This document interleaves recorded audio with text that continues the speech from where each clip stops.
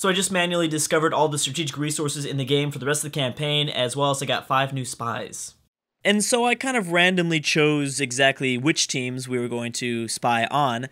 So we have Spain and Great Britain, Rome and the Papal States, Novgorod and Russia, Greece and the Goths, and Egypt, and I'm blanking on their team member, the Moors. That's right. So yeah, let's go to the next turn, see what happens. I don't think I'm going to go over the strategic resources because, dang, look at this Danish boat way out here.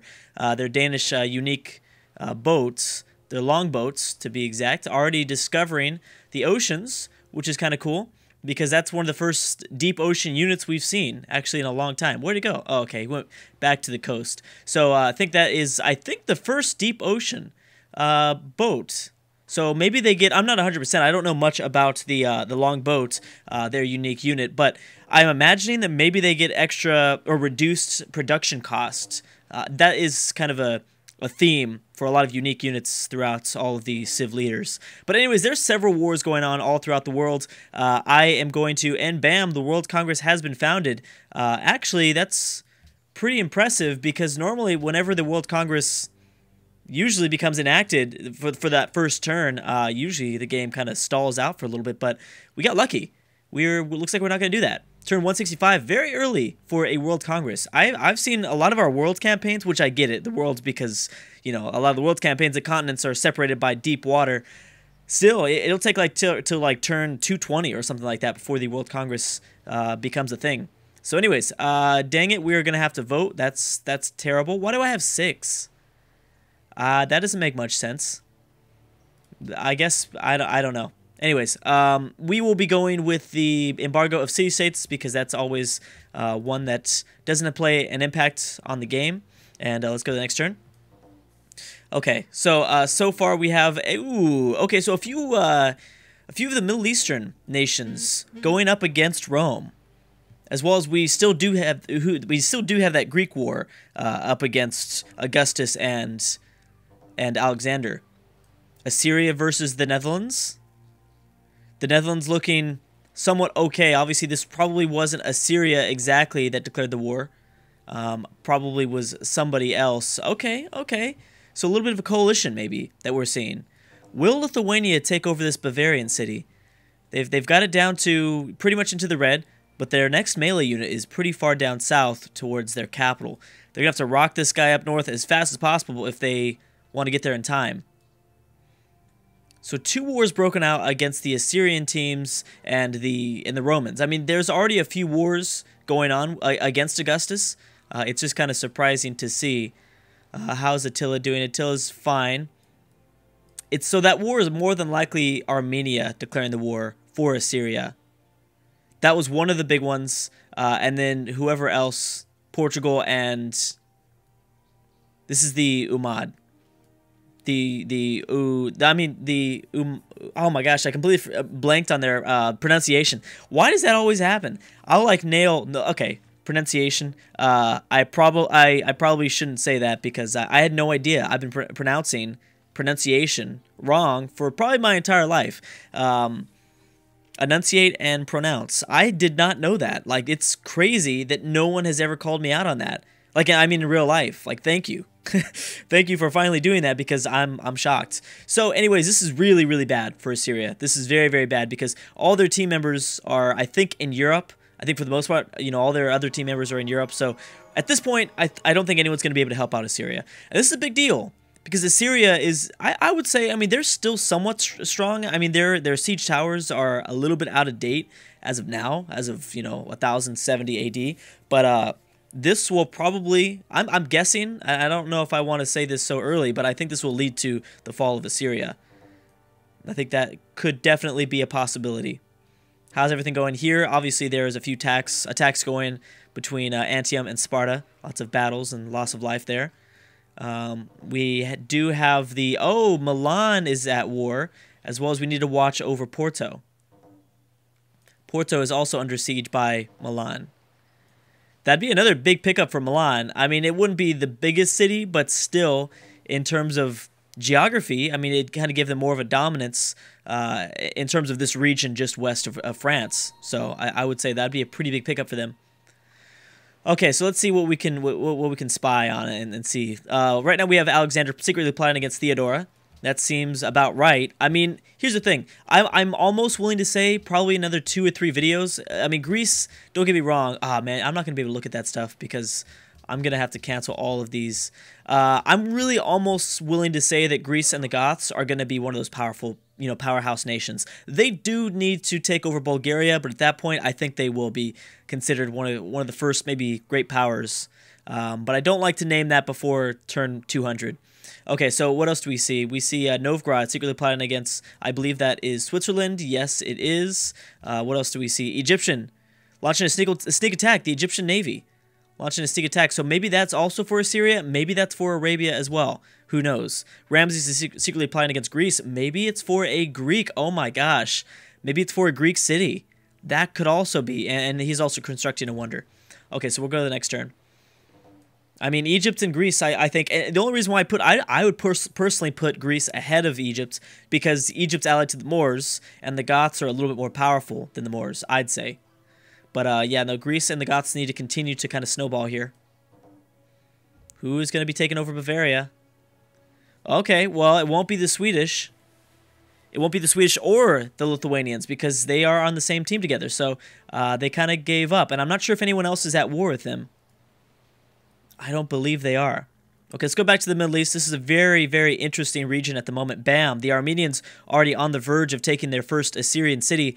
Very small city, 1 population, but it's already in the red. They will take that over, I think, quite easily, depending on if the Assyrians have already processed their turn. I wonder if any other Middle Eastern civs are going to join in on this. I would think that they would, but maybe not. Still, we're going to start to see the Middle East, I think, begin to consolidate, and maybe the Middle East will consolidate a lot faster than Europe will, because naturally, the way this map was built, a lot more open terrain in this location, whereas Europe is very hilly. It's very, oh man, the Netherlands did capture Brussels, so look at the Netherlands, bam, and Milan has lost one of their 4 cities that they had previously, so they're back down to 3. Still okay. I mean, as long as they hold on to these, you know, they're going to be okay. Armenia grabbed their first city away from Assyria.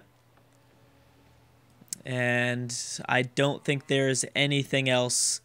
Yes, I did see that over the course of the last few videos that you guys have confirmed that civs will somewhat try to settle next to each other. Civs on the same team. So that will make the border war, I think, far worse than we've ever seen it before, which will make things fun. Sweden and Austria, the Austrian Hungary Empire, have peaced out. We have Notre Dame being built by Songhai. All right, I mean, he could be pretty safe right there. He is in a very, very good spot to just go ahead and wonder whore. Of course, he needs to somewhat worry about Ramses in his east, but still, he's pretty far away at the moment. And anything else that really matters, Ramses plotting against Theodora, so a lot of people plotting against Theodora, it seems like. Constantinople is a very, I think, highly valuable city, but with Byzantium only at, you know, 1 city, that is, in their empire, I don't know if they're going to be able to defend themselves that well. So I think it's already a safe bet to say that more than likely the Byzantium team or Byzantium themselves, Theodora, will probably not win this European campaign again. They've tried to defend their championship, and I think it's going to be over. Poland, Prussia escaped from the Portuguese. So they're going to be safe there. Do we see any changes in score as of right now? No, not really. That Poland, Prussian, Portugal, Umayyad. Oh my gosh, I just can't believe I forgot the pronunciation. That wasn't really going to. There was no big threat there, anyways. By the way, I am not on the same team with the Sumer. There's a little bit of confusion in a previous video. It looks like I am, but I am not. This is a separation. I just have more score than I guess Carthage because I discovered all those technologies. So that seems about right. Novgorod and Russia just kind of moving to the north, looks like, which is kind of strange because they still leave like all of this open for the Huns and even Armenia if they choose to do so. Open borders could be really, really useful for some civs, as well as the Goths, as well as maybe even Byzantium could utilize the Eastern Black Sea coming over here, grabbing a coastal city, and then expanding out towards the Caspian Sea, and then up north from there. Okay, yep. I think it's safe to say that Assyria is done, unless, of course, there's a premature peace treaty, which is kind of a common thing. It is not surprising to see stuff like that happen. How's Arabia? Arabia is getting ready for something. Clearly, with all their troops located near Baghdad, I think it's very safe to say that they're going to be going after somebody.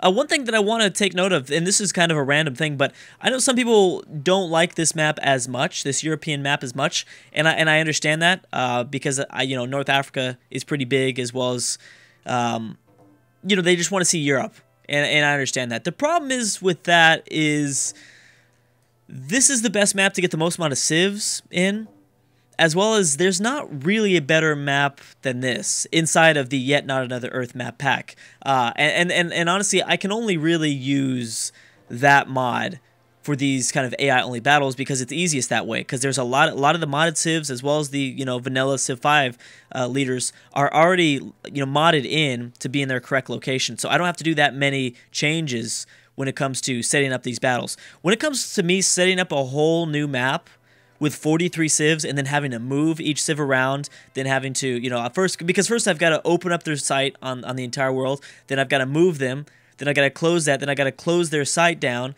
I have to do that for 43 civs. It becomes extremely time consuming. And at this point, I don't have that time. The only time I've done that before was with the Native American battle that I did maybe a few months ago. And I could only put in 16 civs.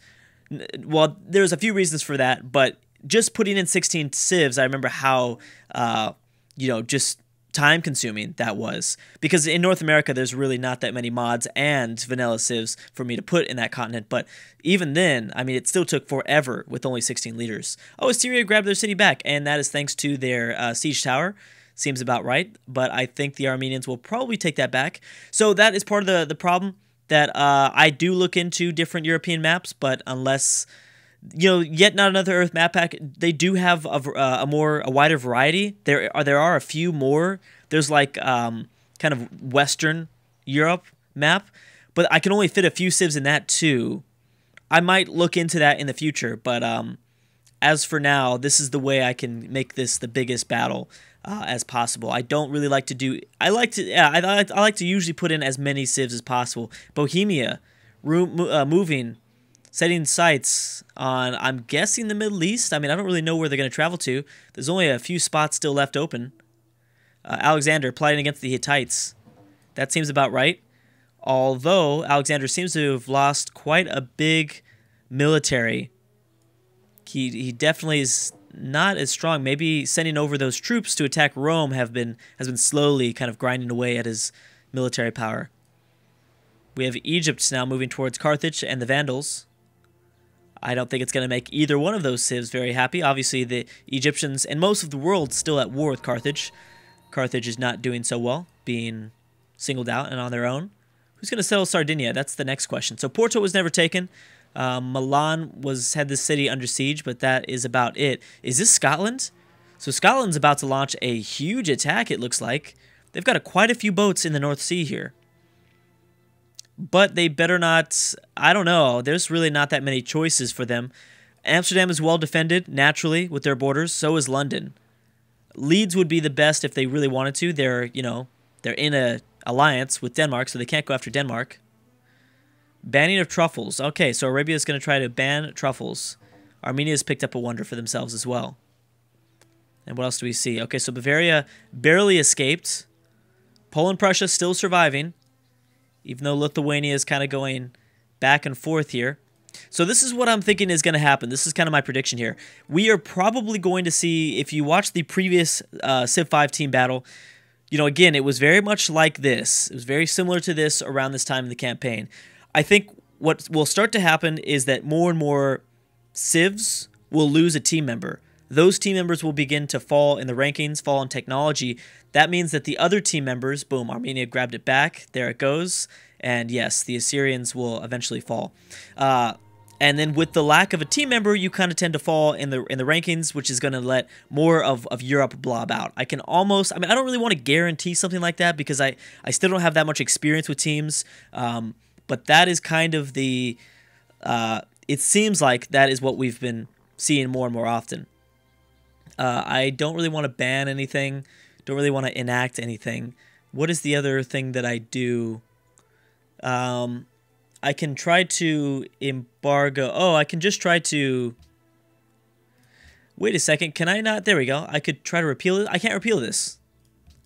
I can't repeal my own... Oh, yeah, I can. Okay, there we go. Boom. I was going to say, I was like, I'm pretty sure I've done that before. The Sumer now have built a wonder. So the embargo of city-states was passed, and truffles was, in fact, embargoed. So I don't really know who had truffles. I don't think we'll ever know, unless I check over the luxuries, but there's no point in that. There's a Bohemian settler moving further into the eastern Mediterranean. So far, the wars have somewhat calmed down. Although, whenever Europe breaks out into war, that is going to be a huge mess because Europe is getting more and more troops up. The units are becoming more powerful, so this will be more... It will be a world war, I think it's safe to say. Bam, and there you go. The Assyrians have lost their capital, and there will be a race for the final Assyrian city. So, who was going to lose a lot here? That will be Milan. That will be Milan, which, I mean, Milan is already in a pretty tough spot no matter what, because of here. Although they're not really surrounded by very many tough civs, so you never know. They might be able to maybe somewhat defend themselves. France is looking better. France with their colonization of northern Iberia and then kind of settling in a few more cities. France might be in a good spot, especially with their team member, the Hittites. I mean, they could do some damage here if they can both kind of solo each region. Score tends to be the same, although... Oh, actually, no. Greece passed up Egypt by 1 point. Well, the Greek team passed up Egypt by 1 point. And the Russians and the Novgorod... No, is it Novgorods? I don't think so. That doesn't sound right. Novgorodians? That definitely doesn't sound right either, but I don't know. Austria Hungary Empire, Team 12 in 4th place, and then there's France and the Hittites in 5th place. Surprised still that Morocco and Switzerland are so high. I'm wondering if it's because of wonders, if the wonders have kind of ramped up their score. That could be a thing. Songhai has been building wonders, and he's very, very safe here in the sub-Saharan region of Africa. So they can kind of stay safe there, unless, of course, the Vandals get attacked, which I think the Vandals are even pretty safe too. Morocco's at 1 city. Carthage is not really going to do anything to the Vandals at this point. The Moors are too preoccupied, I think, with Iberia. Although, remember, the Moors are at war with Carthage, and I could see maybe Egypt wanting to set their sights on the Vandals next if they do have success against Dido, which I imagine that they will. Dang, Egypt is going crazy. This is a very, very scary Egypt. Boom. So who will win the race for the final Assyrian city? I think both could utilize both. I mean, they're both at 3. Ooh, Assyria grabbed this back, so they're going to be preoccupied for a second. Yeah, for at least this turn. So both empires are at 3 cities. They both could desperately use this last Assyrian city. But although I think it's actually, I mean, the Armenians don't necessarily need it because they can always colonize to the north. They can. I mean, I don't know why they haven't, to be honest. They've had that opportunity for a long time, but they just haven't done it. Anyways, guys, I'm going to stop right there. Thank you so much for watching, and I will see you guys next time.